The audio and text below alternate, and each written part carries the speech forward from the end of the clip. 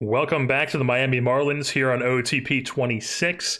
As you can see, we're just a little bit into the season here. We're going to do a couple check-ins as we work our way up to the draft on July 18th and the draft combine in June. As you can see, still very early in the season here, but not a great start for our Fish, 7-13 on the year. The Phillies, though, 6-14, they're even below us. Not that we expect to be good this season or anything, but we are at a we're approaching a point where we already might start looking to be like, let's blow up what we can even more so, even more than Peter Bendix has done in real life. Like, Sandy Alcantara is a guy who is signed up until 2027. That's 2 more years after this, with a team option in the second season after here, on a very team-friendly deal as well. He is just not a guy who's going to be on the next Marlins good team, the next good Marlins team, I should say. Obviously, it's going to be painful to lose a guy like him, and we're going to get worse when we do trade him at some point, but I'm saying he will be traded this season. He's not going to make it through the 2025 season here with the Marlins, and honestly, we might do a trade where it's sooner than later, rather than waiting to the deadline, just kind of do it as soon as possible. Not right this second, but, we might swing like a June trade or something like that. And then just a quick little update on some of our pitching stuff. Dax Fulton has been god-awful this season. He's got 3 starts so far, and he's been truly terrible in all of them. His first, he gave up 5 runs, then 8 runs, then 4 runs and 2 hits in 5 innings. That was his best start. He still gets the loss and a 9-7 loss. Just, he's been awful. There's nothing else you could say about it. But luckily, we are starting to get to a point where we're going to have some guys coming back. Edward Cabrera should have been back by now. You can see he's on a rehab assignment. I had to put him on a second rehab assignment because the first time I did, coming back from his injury, he immediately pulled a hamstring. Or what was it exactly? Mild hamstring strain. And I was like, I'm not going to have him rehab for 2 weeks of that. So we just immediately put him on the 15-day DL again. And now he's finally back from that. And now he's going on another rehab assignment, and hopefully he's not going to, immediately strain his hamstring again like he did last time. But once he's back, he will be a guy who's going into our rotation for Fulton. And then we also have Ryan Weathers, who just entered on a rehab assignment as well. He has not pitched down in AAA either. Just get him some work down there, get him ramped up before we call him back up to the big leagues. We also have some 2 relievers who are on rehab assignments who are going to be back here any day now. Declan Cronin, who is an interesting enough ground ball reliever. You can see here he's really not been good in his 4 rehab appearances, but we don't really exactly have the cream of the crop to choose from here in Miami. And then we also have Jesus Tinoco, who is also made 4 appearances down in Jacksonville on a rehab stint. He's been a little bit better. I would say he's gotten pretty unlucky. He has a 60 FIP minus, but a 61 ERA plus. It's whatever. He's definitely one of our better relievers that we have at the moment. Once again, not that we're expecting anything to happen from this season, but who knows? He's going to be back up here any day now as well. And then we also have Jesus Sanchez, who just went on a rehab stint a couple days ago, or actually for like a week. He's had 7 appearances, 6 starts, and he's tearing the cover off the ball down in AAA. So he's going to be back up here. Right now, we're trying to figure out what we're going to do because, as you can see here, Jonah Bride currently has an 8 WRC plus. Now, I know Jonah Bride in real life is no longer a Marlin because he started the season 4 for 40, if I believe I'm correct. I think it was 4 for 40. Then he got DFA'd. While on waivers, he got traded for cash to the Twins, and now he's on the Twins. Basically doing that exact start to here that he was in real life. He has an 8 WRC plus through 82 plate appearances while being our 2-hitter. So Jonah Bride, it does not look like 2024 Jonah Bride is going to continue here in 2025. He's also playing first base for us right now because Connor Norby is back up. He started the year hurt, and you can see he's actually tearing the cover off the ball. He's got a 204 WRC plus here to start the season for him. He was also tearing it down in Jacksonville on his rehab assignment, so we called him up, and you can see he's got 4 home runs, 11 ribbies, and 2 doubles in 42 plate appearances through 10 games. He's got a 4-digit OPS. Obviously, the BABIP is insanely high, but, you know, it's very early, and Connor Norby has been fantastic, so we'd love to see that. We're also even rocking Troy Johnston in left field right now. One of our big problems is, though, our defense. What am I saying? One of our problems, though, is our defense. Troy Johnston, currently playing left field. You can see he's actually hitting decently well to start the season. He's walking at a decent clip as well. We'd love the slash line from him. Maybe we want a little bit more slugging from a guy with his type of gap power. But overall, I'm not too concerned about him as a bat. The thing is, he's playing every day in left field because Dane Myers is just not somebody I really want to play. He's playing a terrible left field. As you can see here, he has a minus 2.6 ZR. We also have in right field Griffin Conine with a minus 3 ZR. Minus 3.6 ZR in right field. Honestly, we might just swap him and Kyle Stowers. I'm not really sure what we're going to do because we're going to call up Jesus Sanchez. Jonah Bride has been terrible, so he's not going to really get anything for us. I'm just curious if we try to do like something. I should also mention that in the first episode, I posed the question, does anybody have any trading sliders that they use? And I got one reply that was saying that they crank up the difficulty all the way up, and then they move the preference a little bit towards veterans because otherwise it's very hard to trade for major leaguers with prospects. That has been my experience as well. So we're going to try this. I don't know if he goes lower. He didn't say exactly what, but I think this, I don't know, I feel like this would be too much towards veterans. I think this is fine because the default is something like that, I'm pretty sure. So I think that 2 ticks to the left and then this all the way cranked up should be fine. If it's way too hard, it's impossible, we'll tweak it again, but we're going to see how that goes. All right, so we're seeing a lot of bad contracts here. Like the Red Sox would give us the Trevor Story deal for Jonah Bride. Jorge Barosa is like a kind of interesting outfielder, but not really. The White Sox would give us Lenine Sosa, which is somebody who they've already waived, and they DFA'd. He was on waivers at one point. And I've also claimed a couple guys off waivers, which we will get into here in a second. But Lenine Sosa, not really somebody who interests me too much. Otherwise, I would have, claimed him off waivers when we had the chance. Another thing that I'm seeing as I'm scrolling through this is that it seems like the ratings this year are tuned a little bit differently to where there's just way more 40 and 45 guys. Like, I don't know. To me, it doesn't feel like Jung-Hoo Lee should be a 45. I know that the Fog of War is a bit thicker this year. Like pretty much you won't really have anybody scouted at all unless you're telling them to be scouted. So like Jung-Hoo Lee here is only average scouting, but I would not expect this to like jump up anything huge. But I've really just seen a lot of guys who are more so around the 45-40 range than there had been in previous years. So I guess that's sort of something they're trying to do this year at the game. But yeah, there's really not anything here in this group of guys that's anything too exciting. Like it's trading 29-year-old Jonah Bride, who's stinking it up for us right now. And we're just trying to see if we can get like a similar sort of guy, I guess, who could help us. Or we could just keep rolling with Jonah Bride and see if he snaps out of it as the season goes along. Like really the only interesting guys out there are where is it? Sam Hilliard from Colorado would be like kind of interesting as an outfielder, but I feel like we already have kind of like more interesting outfielders, so I don't want to get Sam Hilliard. The Twins are offering Jose Miranda, who is, I feel like people should know who Jose Miranda is. He's a decent bat, could fill that role because Jonah Bride's playing first base for us, so like Jose Miranda could come in and play first base for us. A little bit younger than him. He's about to be 27. He's projected to make a little bit more next year in arbitration than Bride is, who's projected at $2 million. If we take a look at him, $2 million projection. And they're also offering Deshaun Kiersey, who is another interesting outfielder. I would say he's definitely way more interesting than Deshaun Kiersey. He's almost 28, though. He has like barely any major league service time. We could probably get both of them, to be honest. So I would say Miranda's probably the most interesting so far. Also, CJ Alexander was the other one. The A's offering CJ Alexander. Really, I would say it's him and Jose Miranda. And I think Jose Miranda would be the preferred one. Yeah, Jose Miranda's got way better avoid K. CJ Alexander has 5 better power.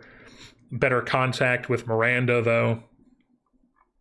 And, I mean, speed is still, like, pretty bad with both of them. I mean, they're both below average runners. The thing is, though, Alexander can give you, like, a solid third base, as well as a really, really, like, elite first base, and then he can even give you a solid corner outfield, according to that potential rating with this 70 arm.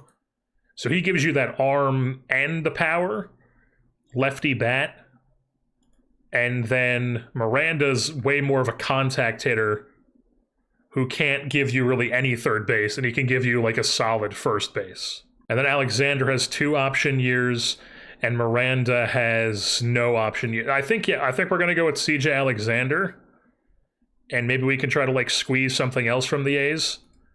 Just do like a late 20s guy for a late 20s guy. I don't know why we're in neutral team focus. That is 100% not what we are in. I'm curious, is Joshua Kuroda Grauer rated decently well in this game? He's got a 40 potential. Rutgers man. Probably one of the most talented players to come out of Rutgers in the past decade, I'd say. Yeah, I mean, there's nobody else worth throwing on in the deal, so we're just going to do this. We're going to go Jonah Bride for CJ Alexander. This guy has more options. He's not arbitration eligible yet. He's basically the same age as Bride. Gives us a bit more defensive versatility than Miranda would, and could potentially add some pop to our lineup, as well as a lefty line drive extreme pole hitter.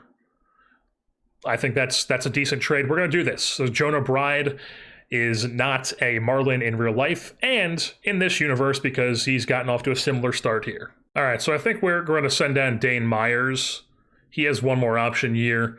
I really don't think his outlook is anything special. All right, so the lineup's going to look like this now. We're going to rock Troy Johnston leading off, Connor Norby, Sanchez and right, Ramirez, Conine, CJ Alexander, Lopez, Edwards, and Derek Hill.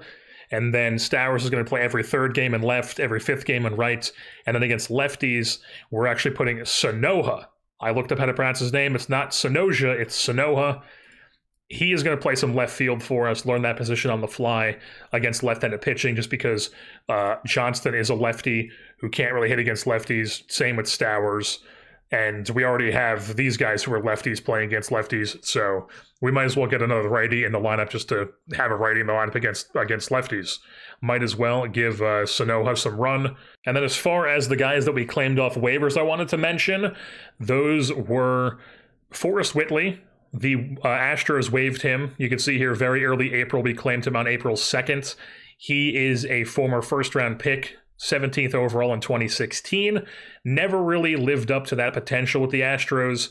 Never really got too much run in the big leagues, if really any. Yeah, it says right here, only last year, 3 games. Did do well in those 3 games, but besides that, hasn't got much run in the big leagues, or hasn't got any run besides that. And now he's on the Marlins. Now he's on our staff, and you can see here it's gone great. He's got a horrible ERA plus, horrible FIP minus through 3 1/3 innings. He's giving up 5.4 home runs per 9. We'll see how things go, but I figured he was worth a shot just because he's got decent enough ratings and he has a good like fastball, slider, sinker mix. Things have not gone well so far. And then you also may notice that Justin King is not on this team as our lone lefty anymore. We DFA'd him because Eric Sabrowski here was available on waivers. Lefty, we picked him up from the Cleveland Guardians on the 10th of April. Canadian from Mount Edmonton. He's an extreme fly ball guy, but he also has really good 60 stuff. Can't really control it too well, but 60 stuff, and then 3 60-plus pitches, 2 65 pitches with a 60-grade slider thrown in as well. You can see he was actually shoving in Cleveland, so I was like, hey, let's just see what this guy can do with us. So you can see here he comes here 4 1/3 innings, and he has been not good. Because of course. So we'll just see how things go. Obviously, we're just kind of just throwing darts at a wall and seeing, what happens. Well, folks, the pitching just got even worse. Max Meyer just tore his labrum. He might be cooked. That's not what you want. Didn't really get off to a great start with us, but like around league average. Nothing special. Not like he's been doing in real life where he has been shoving. But unfortunately, he tears his labrum, so that might be the end of thinking of Max Meyer as a potential player on the next good Marlins team. Alrighty, so we're here up to May 31st. You can see we're 18-38 right now. Things are just going terribly here in Miami. And we've had a couple more pitcher injuries. First, Eric Sabrowski went down with bone chips in his elbow. He's got 7 weeks left on that. He was not exactly pitching great for us, but, lefty out of the bullpen, no longer there for us. So he's on the DL, or IL rather. We saw Max Meyer, and then also Brian Mendoza. He's only got a couple days left, but he had a herniated disc. He's actually been pitching well this season, or at least he was pitching well. Kind of returning to the mean there, regressing to the mean. Just kind of like a league average pitcher at this point, but he did get off to a hot start this season. We take a look at his splits by month, or I guess maybe he just always was bad. I could have sworn there was at one point he was like having a really good stretch, but I mean that's still like it's serviceable. He was a serviceable pitcher. Hopefully he's still that when he comes off the IL. Andrew Nardi is currently on a rehab assignment. He's going to be called back up here any day now. Yuri Perez just started his rehab assignment. And in order to call up Nardi, we are going to call it quits on the Forrest Whitley experiment. He has been dreadful. He's got 20 innings. It's a big enough sample size for me. He's a selfish player. He just has not worked. He's giving up 3.1 home run per 9. It's just not happening. So Forrest Whitley, we wish you luck on your next team. Hey, Rookie of the Month, though. That's an achievement. We'll take that. Rookie of the Month goes to Agustin Ramirez, our catcher. He's actually been, I would say, our best hitter. He's got 9 home runs, a 136 WRC plus here into June, 858 OPS. Been high of a BABIP, but he's actually got 11 stolen bases at like a decent clip as well as a catcher. So we'll take that. And the ERA has not been great. The catching ERA has not been great. The framing is not exactly anything good, but it's not negative at least.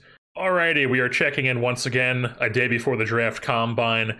Once again, things are just going terribly. We had a terrible April, we had a terrible May. We're actually 3-1 to start June somehow, probably because we started off against the Colorado Rockies. So that, that's a big boost playing against a team like that who's just as bad as we are. And as you can see here, our hitting actually hasn't been that bad. We're 4th in average, 4th in hits, we're 2nd in stolen bases, we're only 6th in strikeouts. We're hitting no power whatsoever, which is to be expected. Just not scoring a lot of runs with our hitting. And our pitching has just been dreadful, which is probably a lot to do with, we don't really have the greatest pitchers, but we also have no defense behind them. We have just the worst defense by far in the National League, which is something that is obvious when you look at the roster. If you just look at, obviously our catcher is not defensively good. That's going to be a big blow to an offensive pitching staff especially. We also have really only 2 good defenders, 2 positive ZR defenders on the entire roster, and that is Otto Lopez at second base, has a 3.7 ZR.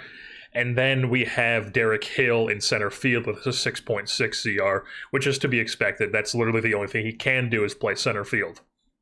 So not exactly what you want from a standpoint of defensive competency. Everything else has just been terrible. You can see here Connor Norby.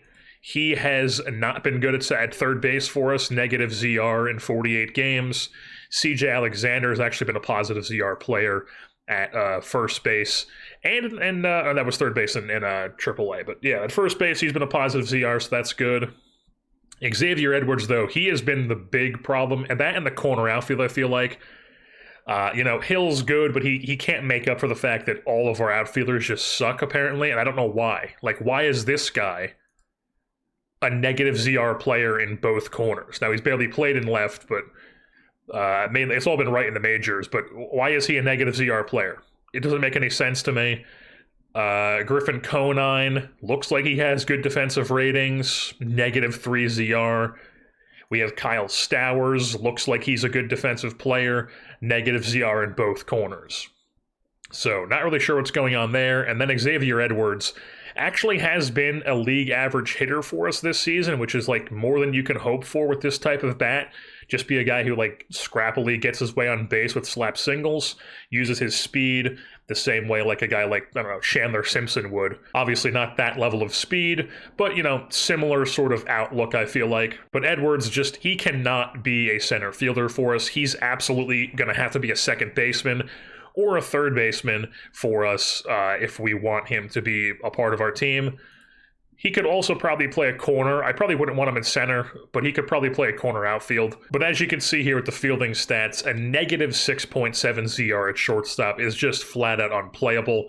You can't play a guy like this at shortstop. Like, I would never play 55 range at shortstop unless it would be like something like this where it's season 1, we're just starting out, we don't have anybody in the system.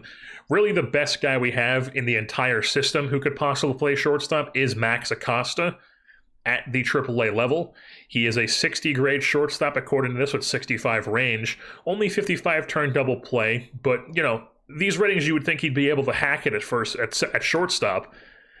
He's actually hitting decently well in AAA, so I was like, hey, maybe we'll call him up at some point. Unfortunately, you look at his fielding stats, he's been not good at shortstop in AAA. So I don't know what the hell we're going to do this season. I guess we're just going to keep rolling Xavier Edwards out there every day and just put up a guy with like a negative 12 ZR at shortstop. Maybe we do call up Acosta at some point, but I mean, not that we really care about like who gets playing. I guess we do kind of care about who gets playing time because we don't want to like take away playing time from our young guys. Like we want Otto Lopez to play. We want Connor Norby to play. We want Edwards to play. We want Paulie to play, who we just called up. He's been up for 4 games. He's been hitting well in AA and AAA this season. I guess I could move CJ Alexander to the bench. He's more of a bench player outlook probably, but we've been starting him and he's been like decent at the plate. Currently playing in left field for us because Sanchez has been so bad, and we're trying to just, you know, get Sanchez, Stowers, Conine, and Alexander at bats.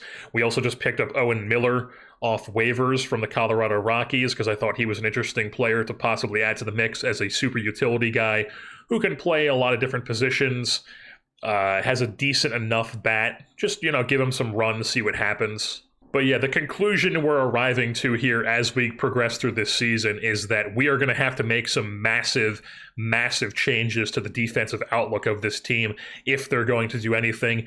That is generally how I like to build these teams, is you get the pitching and the defense in place before everything else, and then the hitting will come as you draft and as you go through the years. And it just right now, we're a long way away from doing anything with defense.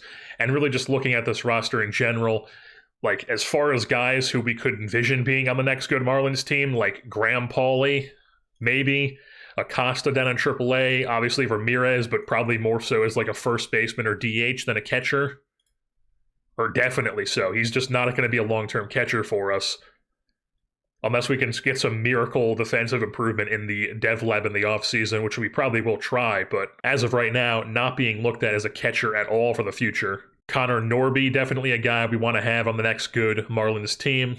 Kyle Stowers, I mean, he's 27. He does have some more years, but I mean, he's not really anything special. He'd probably be more of a bench player on the next Marlins team if he is around, and we would like him to play better defense with these ratings if he's going to stick around. And it's just like, I don't even know how we're going to fix the defense, because it's like, do I need my entire outfield to be guys with 70 range? Like, there's no reason why a guy like this, especially a guy like this, a guy like this, a guy like this, and a guy like this should have negative ZRs. It just doesn't make sense to me. So, like, even if I was to go out and get different outfielders, if I acquired a guy with ratings like this, I would be like, yeah, that guy can absolutely play a really good right field, and he just doesn't for whatever reason. And we have also arrived here at the first year player draft combine.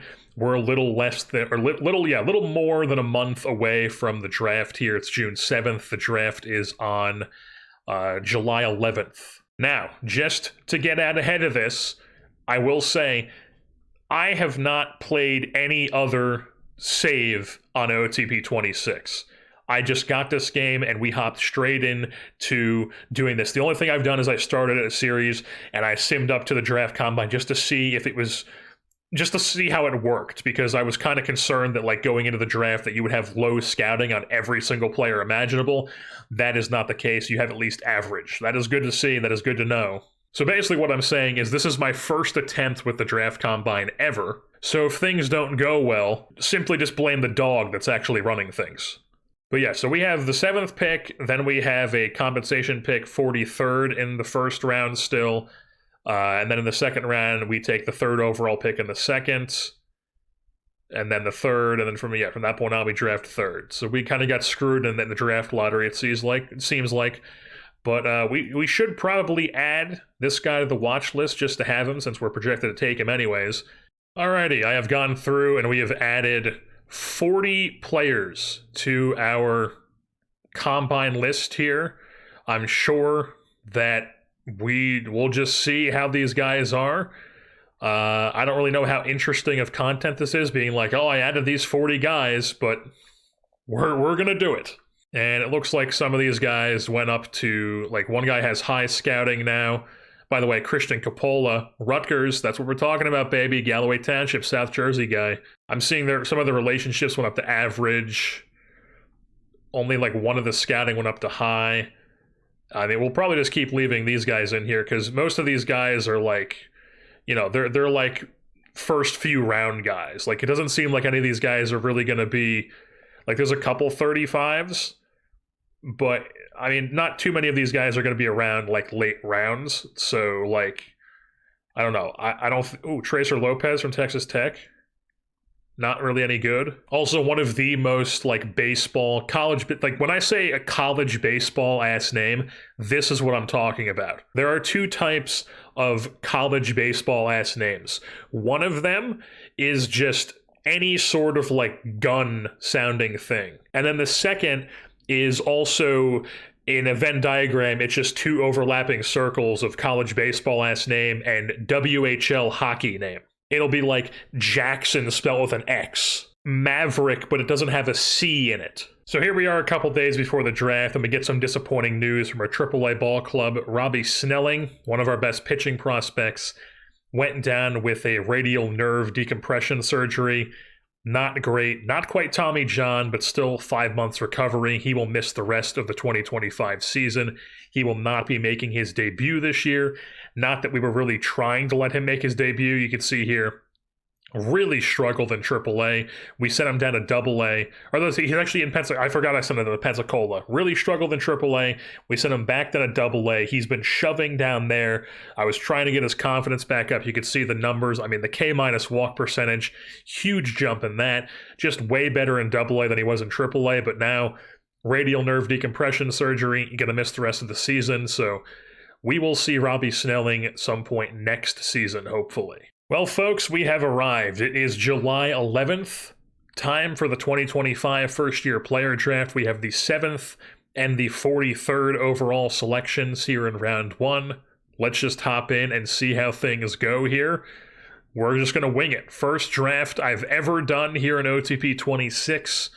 Let's just get into it here. This is 1,000% different. None of this was here last year.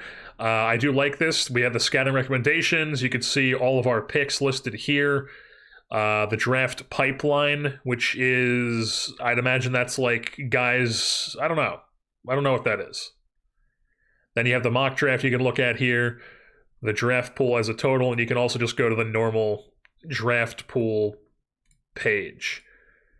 All right. So let's go Nationals first overall. They take Ethan Holiday from Stillwater High School. Now we have the Los Angeles Angels on the clock. They take Lord Tubbington. Is that his nickname in this game?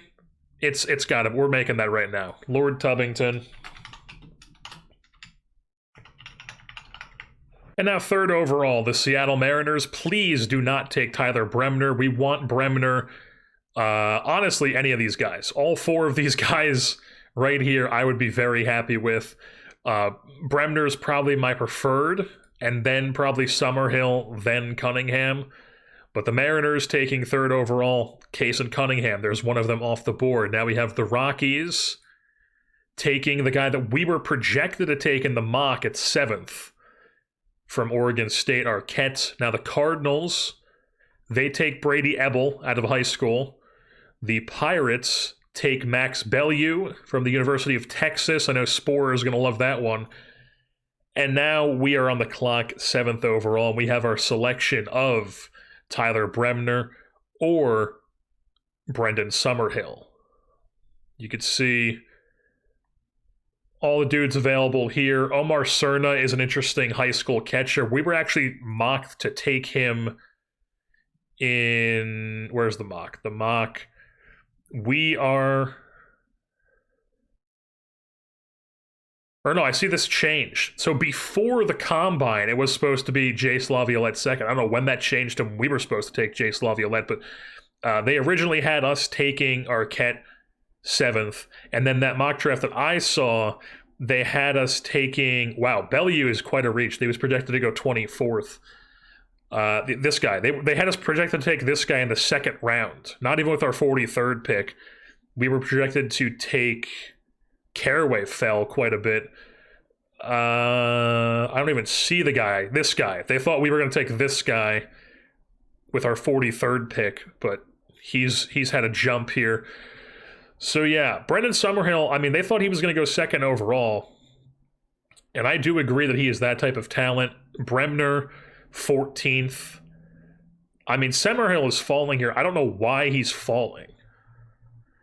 He's a 70 grade outfield range.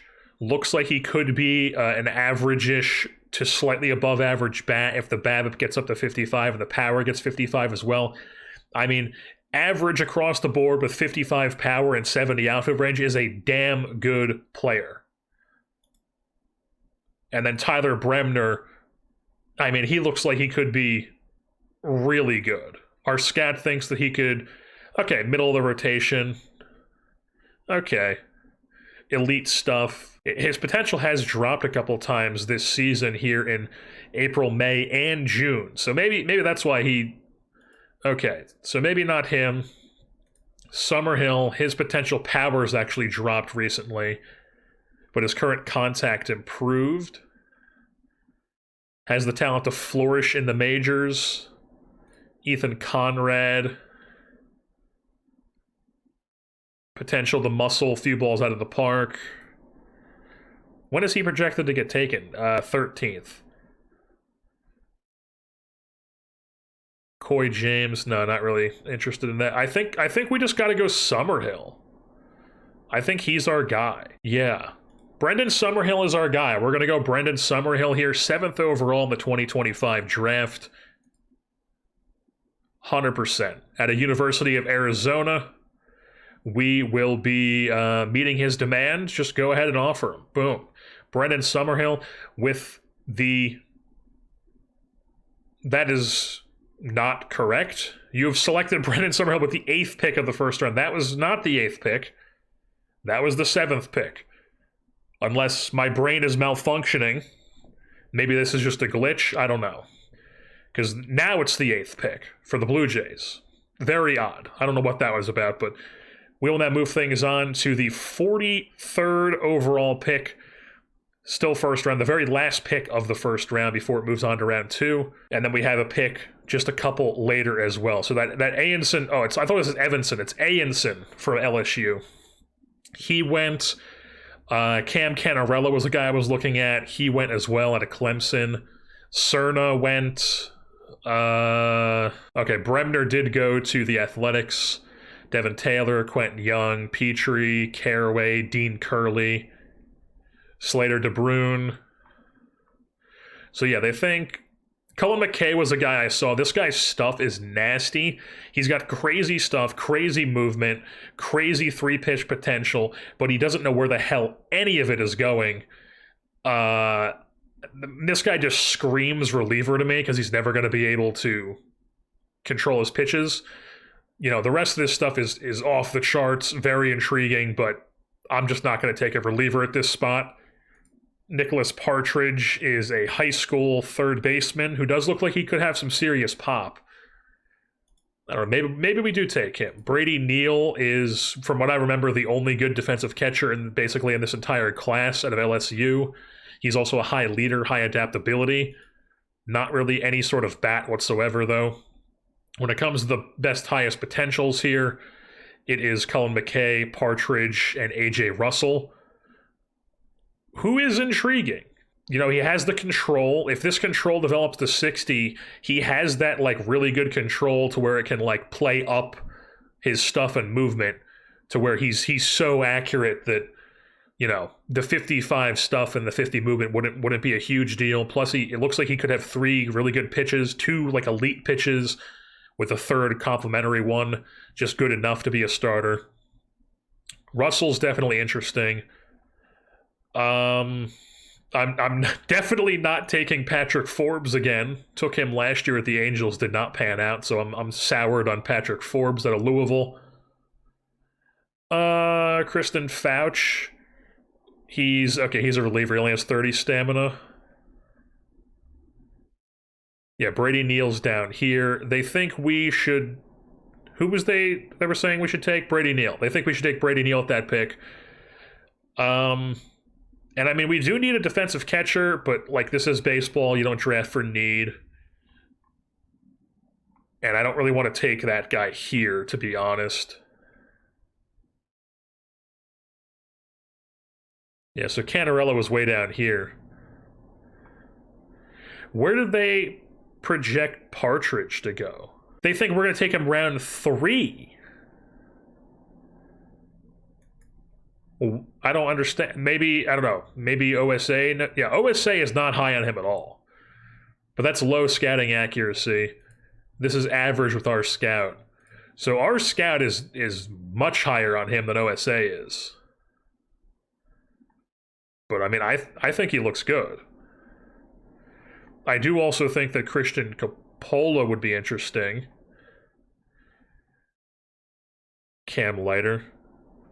There's another Leiter kid who can't find the strike zone. Wait, I don't think this is Al's kid. I think this is one of his brothers. This might be Jack's cousin, I want to say. Yeah, Christian Coppola is only a 45. So yeah, we're not going to take him here. Honestly, I think we're just going to go with our gut here and take the high schooler with the high upside. This bat could be really special. The borderline third baseman. He would never really be a great third baseman. Probably ends up more so a first baseman, I would probably say. Like a Rafi Devers type glove, probably. Russell could be interesting. Where is Russell projected to go? 18th in the second round. So not too much farther. Not that like the mock is like anything. I mean, the mock is really doesn't mean anything, because like we have guys that are like way down here getting taken already. And I believe the mock is like entirely based on OSA ratings. So, like, we have, like, they thought this dude was going to go first round, and he's a 45 potential. I don't know why they think this guy is going to go that high. But yeah, I don't know why I'm looking at the mock, like, that seriously. We also have Landon Beetleshees, something like that. Lefty at the University of Arkansas. Crazy last name. It's probably down to either one of these college starters. I probably prefer A.J. Russell. Yeah. I would prefer A.J. Russell. So it's either A.J. Russell or Nicholas Partridge here in the second round, or not the second round. This is still our compensation pick. So yeah, we could take both. Probably we could take like Russell, and then Partridge should probably still be there for this pick. So Russell, let's go ahead and meet his demand. What's Partridge? Oh, he has a tiny demand. So yeah, we can go A.J. Russell with the 43rd pick, first pick of the second round. That's not the case. And then we go to our next pick, Chase Shores, who we also took last year. Soured on this guy as well. Braden Sloan from TCU, and I mean, this guy's still here, but so is Partridge. I think we're going to take the high school bat. Our scout thinks could be an above-average third baseman. Average, above average contact skills, smooth swing with quick hands and good pitch recognition. He should eventually be able to use his raw power to drive it into the park. At maturity, he should have an above average eye. Partridge could be an above average third baseman someday. I mean, that's a solid player. Yeah, we're taking it. We're going Partridge here. Nicholas Partridge, that's our second round pick, third pick overall of the draft for us. So boom, that's our pick. And we move things on to the third round now, where Patrick Forbes is still here. Wahiwa Aloy. Honestly, we might be leaning Wahiwa Aloy. That 80 grade potential pitcher is here as well, Jack Anchor from Fresno State. This is something that's cool, too. I saw they have the MLB Draft League in this game now. So guys will play there before the once like the combine picks up, or like a little bit before the combine, and they'll play like a month. I think it's like a month with the MLB Draft League leading up to the draft, so that you can see like their stats, I'd imagine. Yeah. So he had 7 starts in the Draft League. Was not really great. And I feel like this is probably a better indication of how they're going to play than like looking at their college numbers would be. The college numbers mean nothing to me. So, like, he struggled in the Draft League, although, like, not like a super indicator, but yeah. What about, where is he? Wahilo Woy. So in my head, I know this is probably not how it works in the game, because in real life, you're not going to go to the Draft League in the middle of the college baseball postseason unless your team is already eliminated.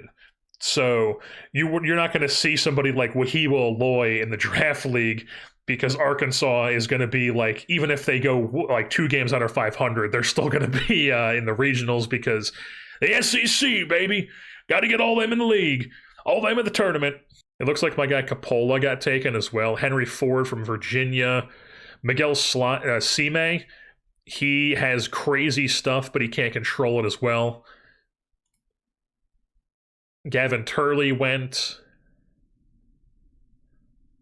Brady Neal went to the Phillies. Ike Irish went to the Guardians. Christian Capola went to the Cardinals. Yeah. I would have been interested in taking him, but unfortunately he goes to the Cardinals. Maybe we can get him somewhere down the line on a trade, but honestly, we're tempted to go with Wahiwa Aloy here for that 70 range. The arm is problematic for shortstop. You can see here he only has a 55 shortstop potential, so he's probably looked at as more of like an elite second baseman than he would be as a shortstop. But the bat could be something, like average contact with 55 power and 55 gap power, with 50 eye as well. That could be interesting. Wahiwa Aloy. How did he hit in the Draft League? Okay. 135 plate appearances, gets a 131 WRC plus. Yeah, not exactly a lot of slugging. Tucker Biven is an interesting pitcher, 45 potential, just straight 50s across the board, but then 55 control with 55 for all 4 of his pitches if he max develops. And then just taking a look at the full draft pool of hitters here, we were just looking at the full draft pool of pitchers. This guy is interesting. He could potentially have 60 BABIP and 60 power, but the gap power is not great. The eye is not great. He's going to strike out a ton. He really doesn't have, like, he's just a first baseman. I mean, he raked in the Draft League, 172 WRC plus, 6 home runs, 17 ribbies, 847 OPS. He's interesting, but then this guy is interesting as well as like a potential like high contact doubles hitter with really good speed.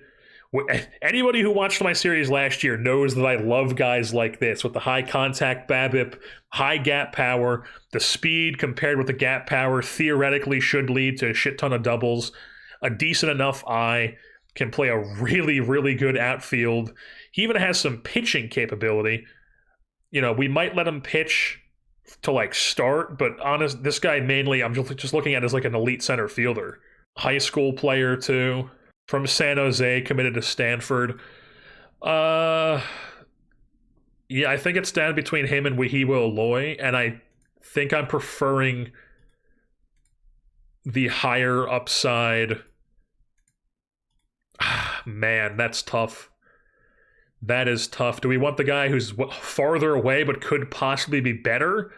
Or do we want the college guy who could be like a decent second? I mean, his potential's only 45. I think we got to go with Kettleson. Even though he is another lefty bat. Man, that's tough. That is tough. Kettleson was not in the draft league, though. So we don't have any stats to go on from that. We just have his, hitting 438 in high school, 1442 OPS, which, again, means nothing. But yeah, we have to take Kettleson here. He's got to be the guy. He just has to be. Yeah. Brock Kettleson's going to be our dude here. We're taking him in our 3rd round pick. Boom. Brock Kettleson. We move things on to the 4th round. And Wahiwa Aloy is no longer here. Where'd he go?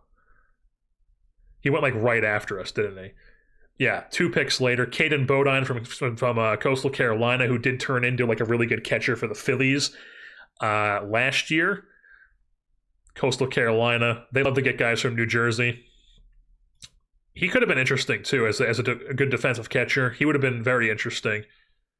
I probably should have looked at him more, to be honest. But then Wahiwa Aloy, he goes to I just saw it, the Washington Nationals.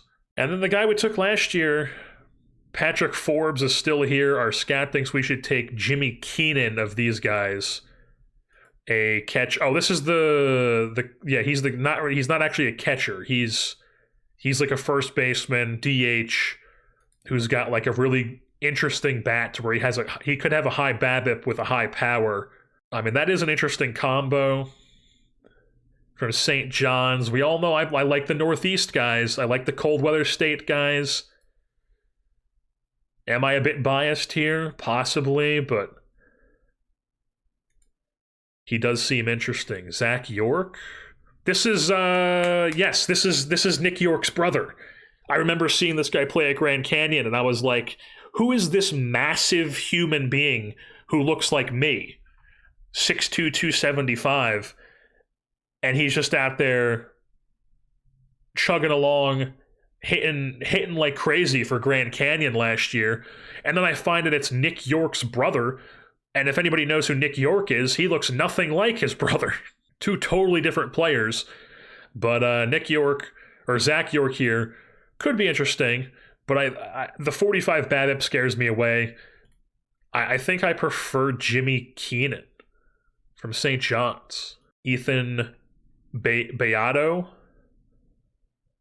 Southlake Carroll. Why do I want to say that one of the draft prospects in the NFL this year went there? A quarterback. Is that where Quinn Ewers went?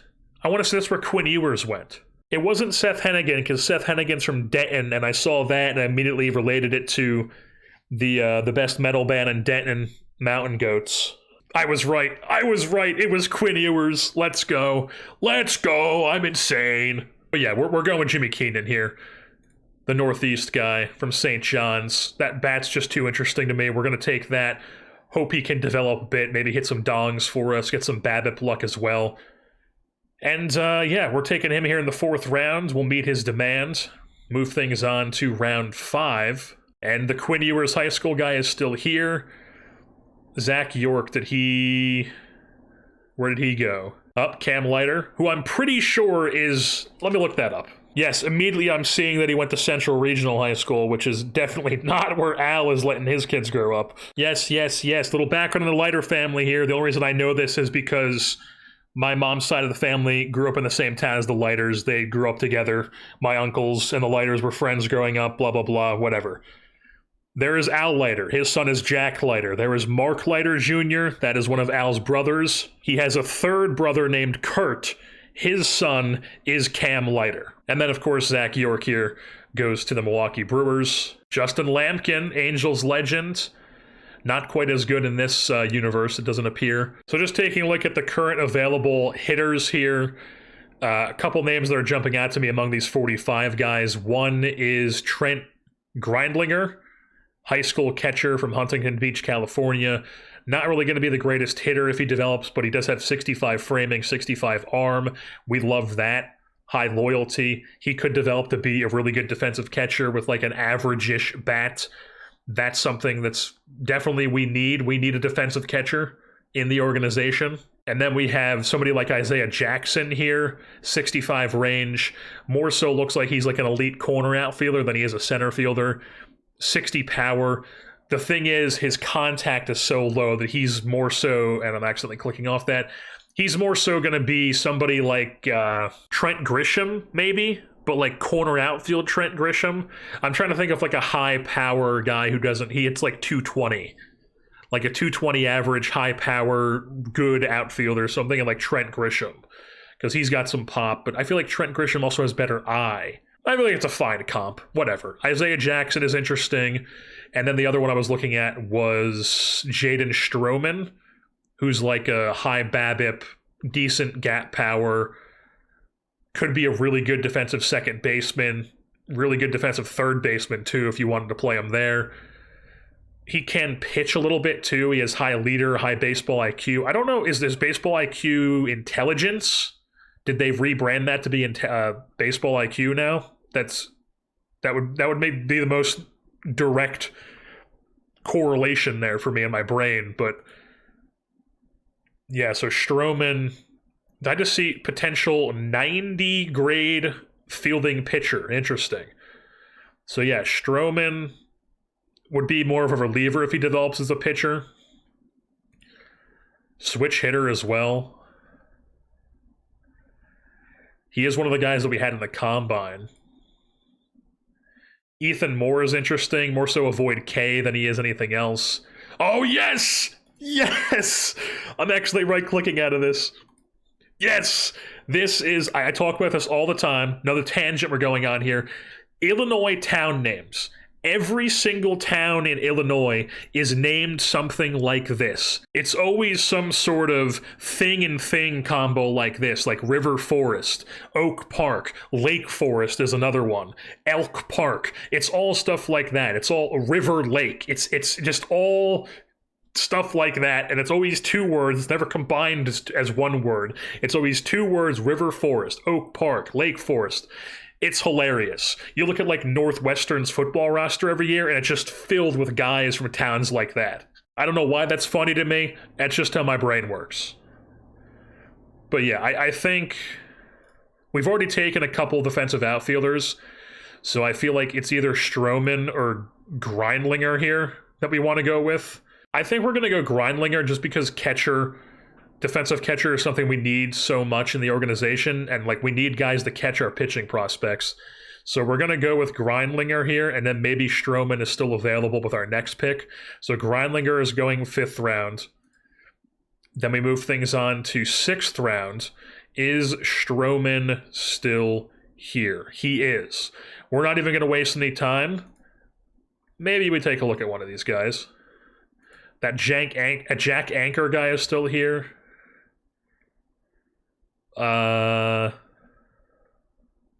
Ethan Moore is still there. He's an interesting bat, but not really too crazy. Tucker Biven is still here as well. Honestly, he's probably the one that gives me the most pause about taking Jaden Stroman. Isaiah Jackson's still here as well. Cade Fisher is a name I've heard of. I probably prefer Tucker Biven because of the control. Bruin Agbayani is a guy that we added to the list because I recognize the name. Once again, how my brain works. Benny Agbayani is this guy's dad, very clearly. Benny Agbayani of Mets legendary lore, the 2000 Mets World Series run, the Subway Series team. And then also, don't ask him what he was doing during the 1994 strike. We're going to go with Tucker Biven here. Tucker Biven is going to be our 6th round pick. Draft him. Move things on to round 7. Stroman is still here. Jackson got taken. We're going to take Stroman here. Round 7. Alrighty, we have gone ahead and skipped ahead. I believe we left off taking either Tucker Biven, or Stroman, and then we did the rest of the class just off camera here. So let's just get everybody caught up. So it was either Biven or Stroman. I think it might have been Biven, so just in case. We did end up taking Stroman right after him out of the Stony Brook High School in Stony Brook, New York. We saw this guy, decent BABIP, could be a decent bat. Good second baseman, has some pitching potential as well. Mainly looking at him as a second baseman, though, more so than a pitcher, because the pitching really isn't that intriguing to me. And then after him, in round 8, we took Joe Arriola from Wake Forest University, the left-handed pitcher. This guy screams reliever to me. We're going to give him a shot to see if he can be a starter in the minor leagues, but if he ever makes it to the big leagues, I'd imagine that he's going to be like a lights-out reliever rather than a starter with this 40 control. I just don't think that that's ever going to fly in the rotation, but we're going to give him a shot here. So 21-year-old Joe Arriola out of Wake Forest. Round 9, we took Mason Braun out of New Prairie High School in Indiana. Another guy who has high BABIP, high power, and high gap power potential. He's just a first baseman, big bopper sort of guy, lefty. Thought it was, we need bats. He's a bat. And then round 10, we took Ethan Darden, left-handed pitcher out of Clemson University, soft-tossing lefty, has high control. His home runs allowed and his BABIP can both get up to 50 according to his potential. So I'm just hoping that he's a really high control finesse lefty, essentially. Maybe he's like a back end sort of the guy. Maybe he's a multi-inning reliever sort of guy. Who knows? Then in round 11, we took Carlos Martinez, yet another Northeast player with just very well-rounded ratings. 4 pitches that could possibly be up anywhere between 50 and 55 potential. He has 40 stamina, 50 stuff, 45 movement, 50 control, and he has some really good personality with the leader, loyalty, adaptability, work ethic, and baseball IQ out of Hofstra University. And then round 12, we took Dylan Dubovic out of St. Andrews High School in Florida, Boca Raton, Florida.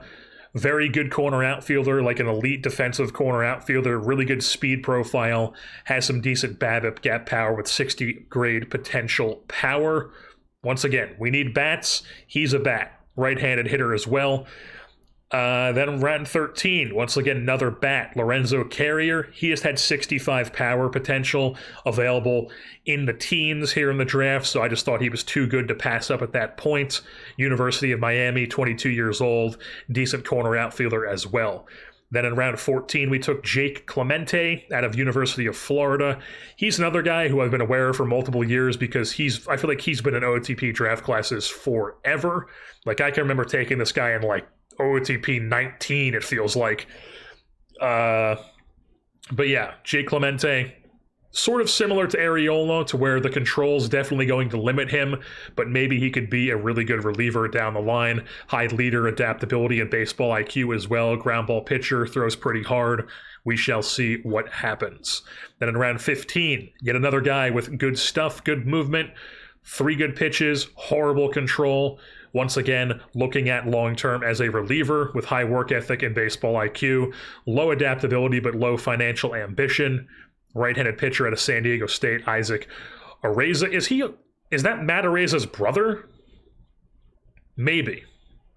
It seems unlikely that somebody with that last name who also went to San Diego State is not related to him, but who knows? And then round 16, we took Michael Braswell, a infielder out of LSU. Listed as a shortstop, definitely more so a second baseman, though. Could be a third baseman, too.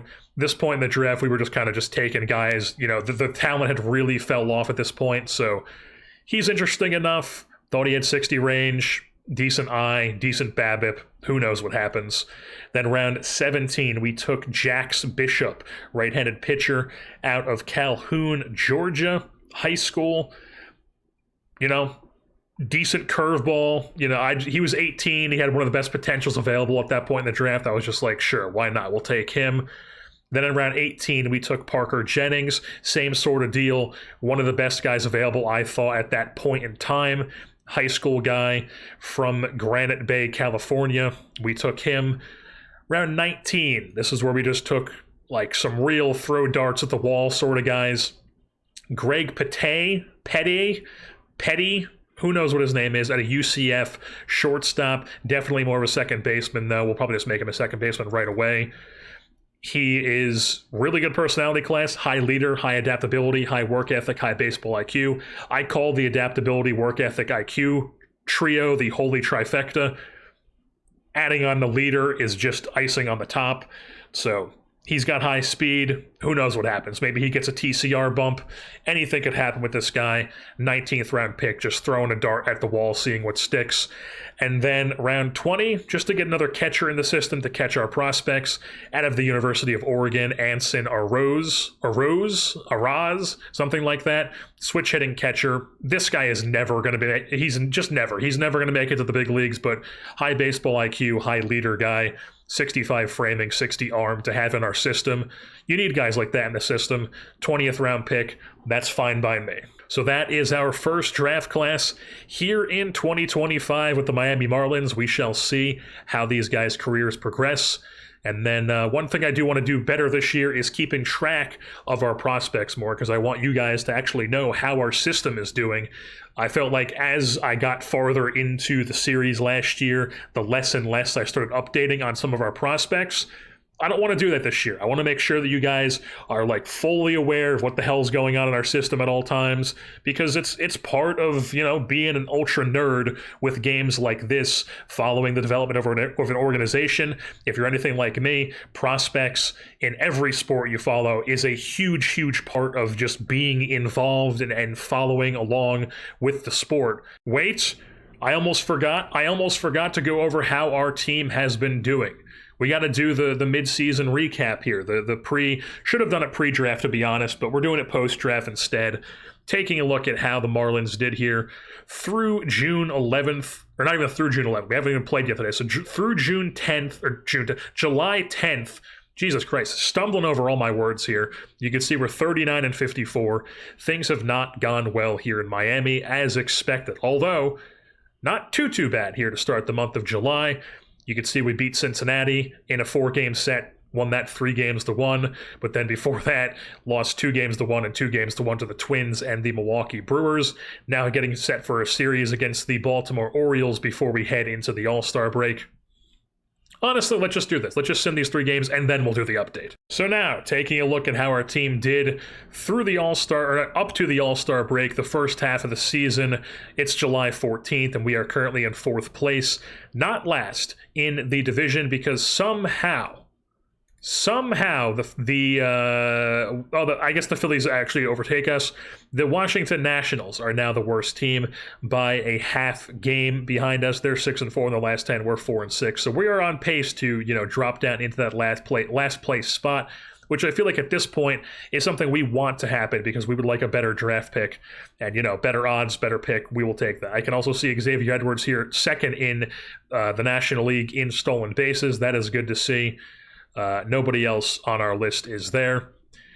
But going back to our team stats here, you can see April was dreadful, 6-20, awful start to the season, then 10-16, barely any better, still bad.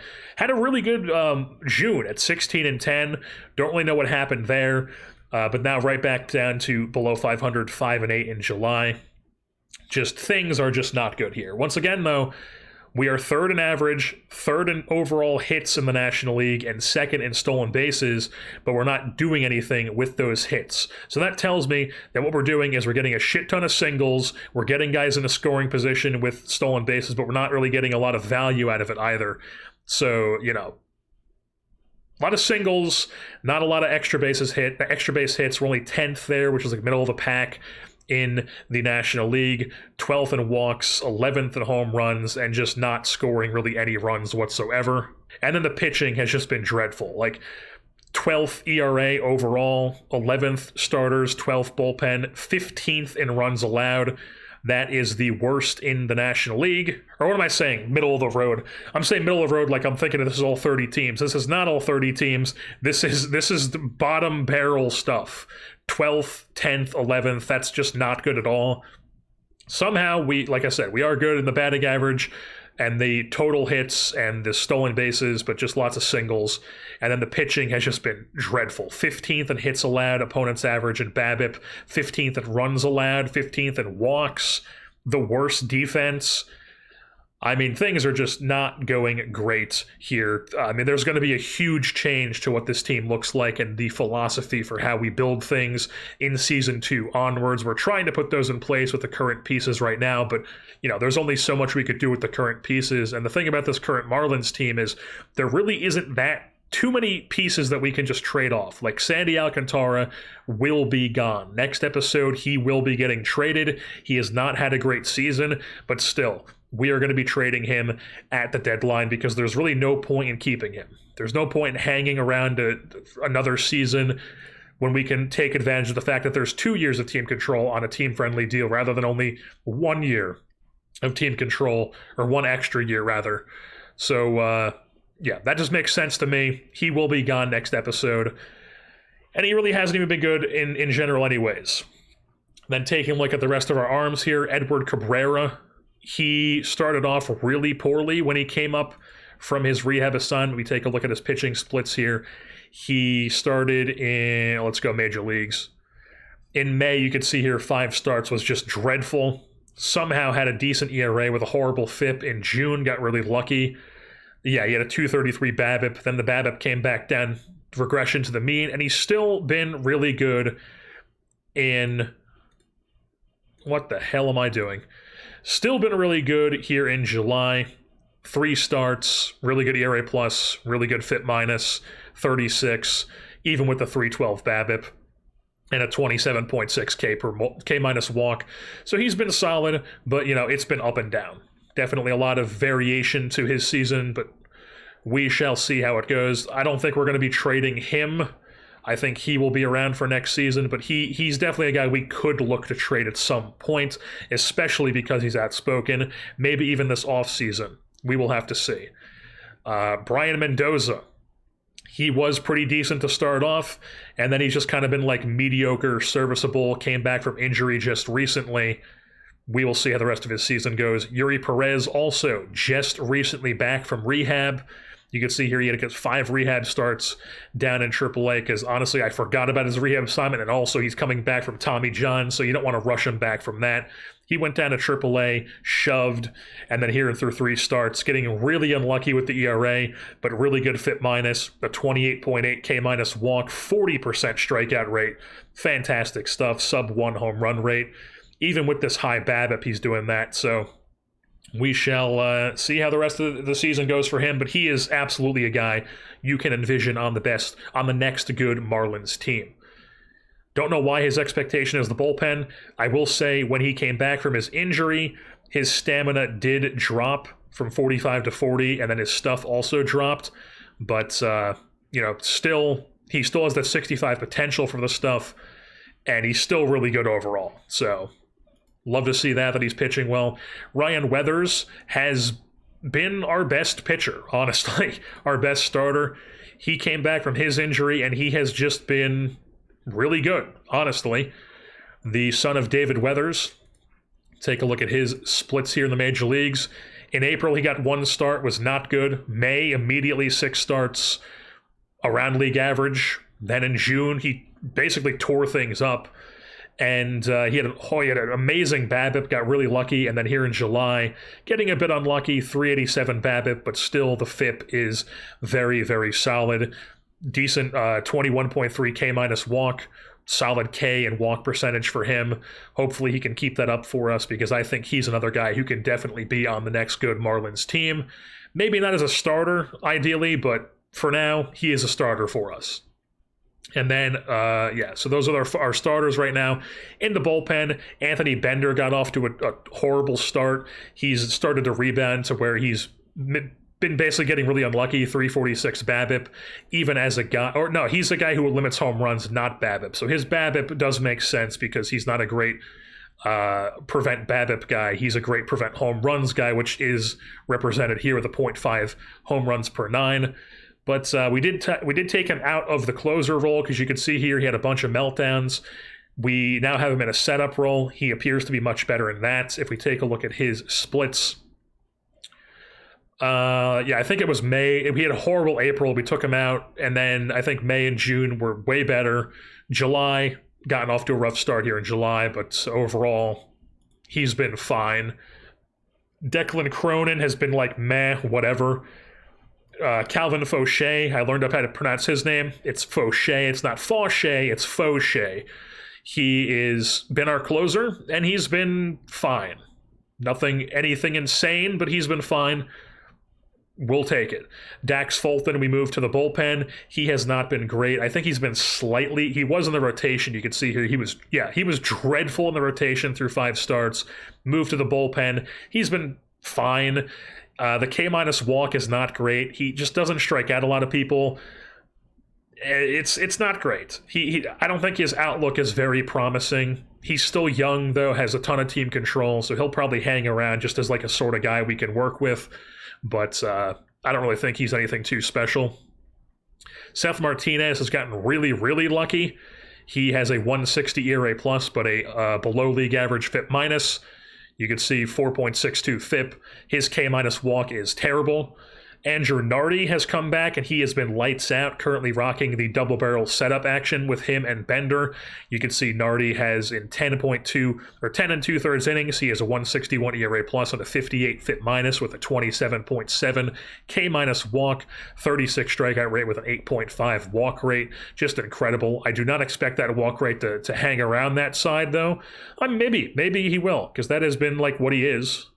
He's actually dropped his home run rate this season so far. The BABIP is sky high. I mean, he's pitching like this even with a 458 BABIP. So we'll see how things go. That's probably because our defense has been so bad. Once we solidify the defense, we might be in business here with some of these guys. Cal Quantrill, ideally is a guy that we could like trade at the deadline, but he's just so bad in the rotation and the bullpen that there's no point even trying. I guess he's been like meh in the bullpen, but a 3 K- walk. Come on, be real, guy. Go work in insurance or something. And then Jesus Tinoco has been yet another player on our team who's just extremely unlucky. 28 innings pitched, horrible ERA plus, really good FIP minus. Kind of okay K- walk. He's got a decent strikeout rate, but he walks a decent amount of guys, and then a 407 BABIP, which is, I mean, you have to think that it's a result of how bad our defense has been. So, like I said, once we get that defense under control, things will be cooking here in Miami. And then we take a look at the offense for us. We'll sort by WAR here so far. And Agustin Ramirez is our best player when it comes to WAR, even with his horrible defense. 2.5 WAR, 124 WRC plus. He's got 9 doubles, 14 home runs, leads the team. He even has the most runs scored, striking at 20%, 21% if you round up. Solid slash line, 16 stolen bases even as a catcher. We love to see it. Now, like I said, ideally this guy is not a catcher for us long term. Even next season, he might be a first baseman DH for us if we try to bring in a different catcher, because I just don't think we can sustain having him as our everyday catcher long term, because I just don't think he has the juice defensively to be doing that. But the bat is definitely promising, so we'd love to see that. CJ Alexander, even the guy we picked up for Jonah Bride in the 1-for-1 swap, 2 late 20s guys. Alexander, which I learned is actually Blaze Alexander's brother, has been solid for us. A 1.7 WAR with a 129 WRC plus, 17 doubles, 12 home runs, 36 ribbies, and 39 runs scored. Does not walk, but he doesn't strike out, and he bops. He bangs. Love to see it. Slashing 281, 330, 504. Keep it up. Even has 10 stolen bases at a 90% clip. Fantastic stuff. Really good defender at first base. Unfortunately, not good in left field, despite the fact that you think he would be good. He hasn't really been learning it that great. It's only 45 out of 55 right now, but you would think he would be able to hang in left field. Or I think we have him in right field now. Yeah, we have him in right field, where he's also really not being able to hang. The arm has been positive, but the ZR, not so much. And then there's Otto Lopez, who has actually been serviceable. Plenty fine. Currently playing in left field for us, so we can, because you'll see we called up Max Acosta here, which we'll get into a little bit in a second. But Otto Lopez, perfectly fine player. Do I think long-term that he is like a everyday player for us? Maybe, maybe not. But even if he's not an everyday player and he's like a super utility guy for us, or maybe he's trade bait, who knows? He's a serviceable player. He's a major league player. Put it at that. That's as much as we can ask for at this point. Derek Hill, if he was like, if this was a really good team and we just had a great defensive center fielder like him, I would be fine. But the thing is, we're not that team. We need him to be like a decent bat for us. And, 81 WRC plus isn't the worst in the world, but it could be better, especially because you look at his stats and you're like, this guy could actually hit a little bit. He's got the 60 BABIP, 50 power, 50 gap power and 50 power, really good speed, really good defensive center fielder. I'll probably keep him around next season. Just keep trotting him out in center field until we have somebody better. But until then, what's the complaint about from a defense standpoint? He's playing defense at the very least. Ideally, the bat could be a little bit better, but I'm not going to complain too much about an 80 WRC plus for a defense first guy. He's a captain personality type. He's got high work ethic. I mean, what's not to like? He'll be around until, he's no longer useful. But for now, he is very useful. Connor Norby has been just like a solid, average major league player. 14 doubles, 11 home runs. We'll take it. 14 swipe bags as well. That has been one of our philosophies. That is one thing I should mention, is that because our team is so poor, that I did actually...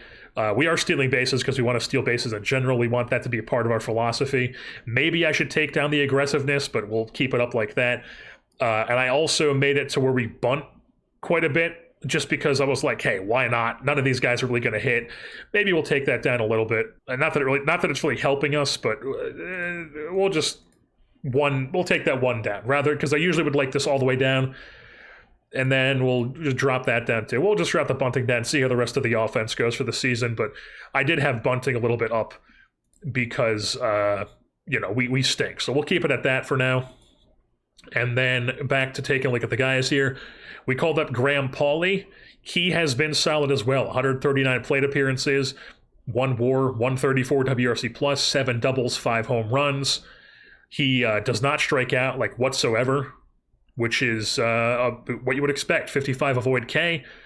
I don't think long-term he's very high upside, but he's a solid player. He could be a major league player. That's what we're trying to find here. We're trying to find major league players who can be on the major league roster and can perform at least at an average level. And so far, he has proven that he is that. Hopefully he continues to do so. Liam Hicks. I feel like I should be giving him some more run, honestly, offensively. He's been really good in very, very limited sample size as a backup catcher. But, where are we going to put him? Are we going to DH a guy who can't hit for power? Are we going to play a guy who can't hit for power at first base? What exactly is his role? I guess he's just a DH, but it just seems very weird. He's a tiny guy, so you don't want to put him at first base. He can't really even play first base that well, but he has no pop. So it makes no sense to me. He just doesn't really have a role. He doesn't really have a high ceiling. But for now, he's a fine pinch hitter essentially. Xavier Edwards, he has had an up and down season. You can see his ZR is down to minus 9.7. He's just been terrible. The bat has fallen off. The bat was much better earlier on in the season. We take a look at his splits. I guess he had April, May was hot, June was around 80, and then July has just been dreadful so far. Really poor BABIP. You should expect the BABIP to be around 300 like this. He does have the high BABIP rating. He has a high eye. I think he's a serviceable player. I think he could definitely be like a major leaguer, but he's not a shortstop. That's 100%. He's not a shortstop. He's a second baseman. And then in spring next year, we're definitely going to give him some run in the corners to try to learn those positions and give him some more versatility. But yeah, he's whatever. And then you can see Max Acosta, we called up just because we just needed to try somebody at shortstop other than Edwards, and he's the only guy in the organization who could play shortstop better than Edwards. So Acosta was doing well in AAA with the bat, 19 doubles, 12 home runs, 58 runs, was striking out less than 20% of the time, had a solid OPS, was swiping bags. The thing is, in AAA, he was playing a poor shortstop, and so far in the majors, he's playing a poor shortstop, despite the fact that he has 65 range. So he's the best that we've got. We're trying him at shortstop, but if he just ends up being another guy who can only play second base, he might be trade bait. Either one of him or Edwards is going to be trade bait because I don't want like a second baseman who can't really hit that well on the team. And he's just not that interesting if he's a second baseman. Griffin Conine, another guy who has just been terrible in the field. He's been around a league average bat though, but long-term outlook is, not really that great. He's on the team because his dad's Jeff Conine. That's really what it is. I don't think he's going to be somebody we look to have long-term on the team, especially since he has a selfish personality class. We'll probably look to trade him at the deadline or in the offseason.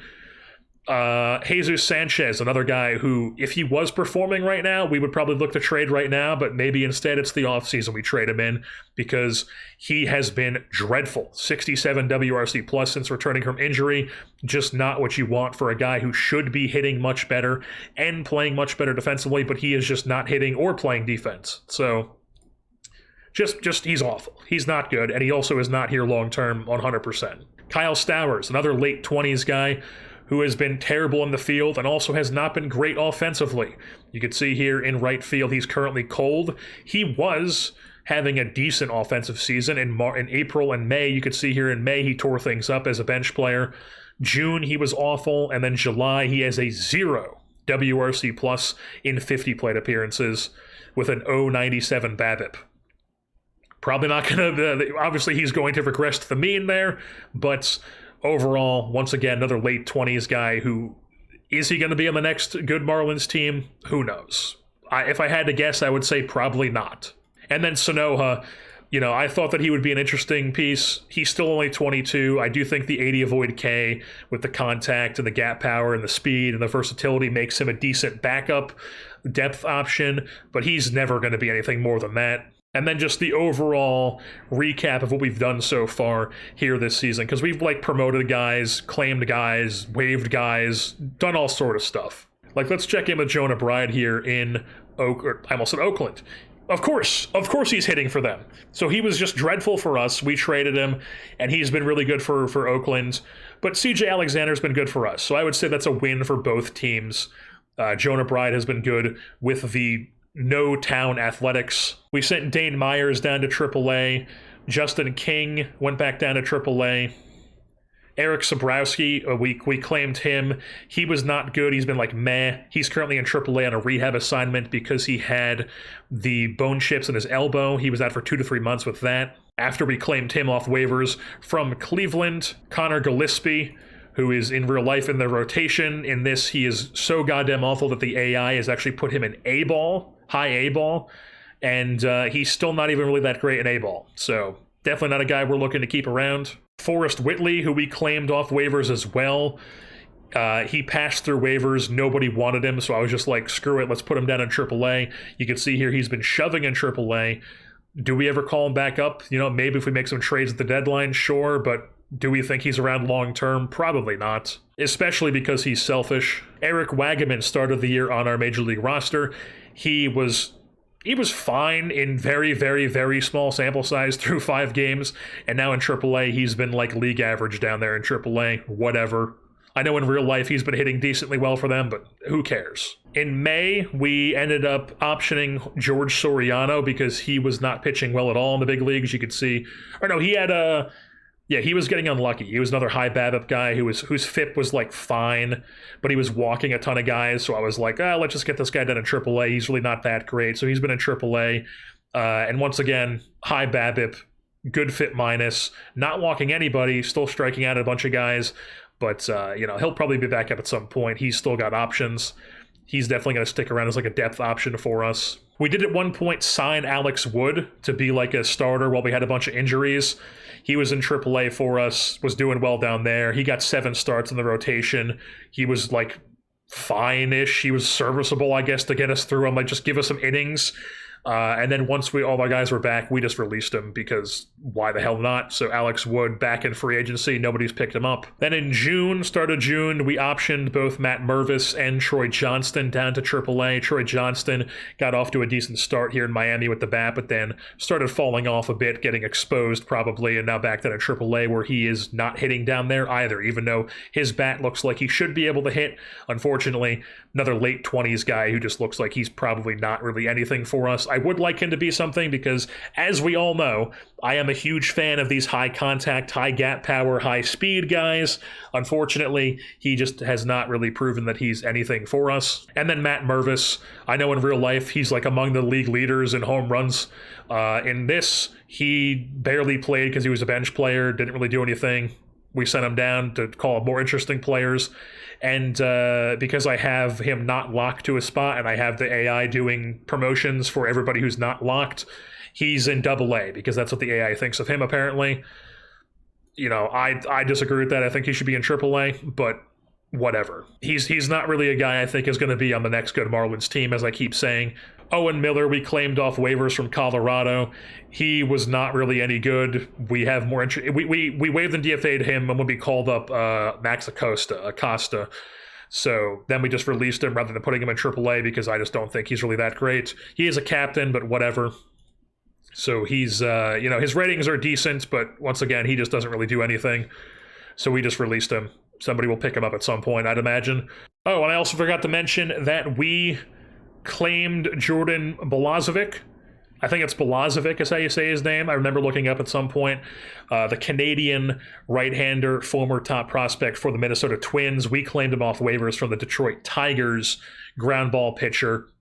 Decent movement, 45 control. I thought he was decent enough to give a shot. He's got good personality. Why not? He has no options, so we're going to have to figure out where he's going to go into our bullpen here. We'll probably send down Declan Cronin or somebody, but just somebody with options, and then give Balazovic. I think it's Balazovic, not Balazovic. I think it's Balazovic. We'll give him a shot, see what he does. You know, give him a couple weeks of run. If he's just awful, we'll just waive and DFA him. But yeah, that is how the team has done here through the first half of the season. And now, once we come back for the next episode, we will be gearing up to go into the trade deadline, kind of gut what we can from this team, and really start progressing to building the roster that we want here in Miami.